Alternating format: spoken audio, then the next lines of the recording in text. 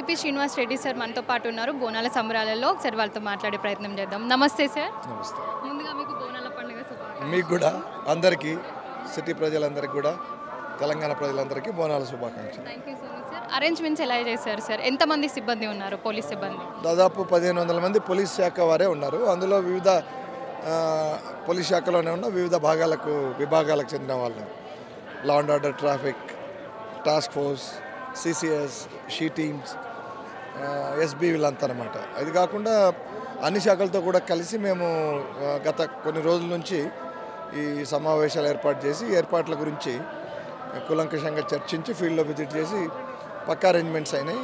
ఇవాళ వెదర్ కూడా అనుకూలించింది కాబట్టి భక్తులకు ఎటువంటి అసౌకర్యం లేకుండా సాఫీగా జరుగుతూ ఉంది. ఒక పక్క విఐపీస్, ఒక పక్క సామాన్య భక్తులు అందరూ కూడా సంతోషంగా దర్శనం చేసుకుంటున్నారు అమ్మవారి. తర్వాత ముఖ్యంగా వచ్చే మహిళా భక్తులకు ఇబ్బంది పెట్టే పోకిరీల బెడద తప్పించడానికి మనం షీ టీమ్స్ని డిప్లాయ్ చేయడం జరిగింది. అట్లా సీసీటీవీ కెమెరాస్ కూడా ఇంక్రీజ్ చేయడం జరిగింది.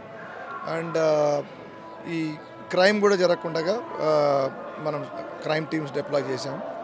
ఆ సీసీటీవీస్ ద్వారా పర్యవేక్షిస్తూ ఏదైనా జరిగినప్పుడు సత్వరమే చర్య తీసుకుంటున్నాం. ట్రాఫిక్కి సంబంధించి ఎలాంటి జాగ్రత్తలు తీసుకున్నారు? ట్రాఫిక్ మీకు తెలుసు, ఈ రెండు వైపులా ఒక పక్క మీకు తెలుసు, ఒక పక్క ఆర్పీ రోడ్, ఇంకో పక్క మనకు Raniganj and MG road. So ఈ డైవర్షన్స్ చేశాము.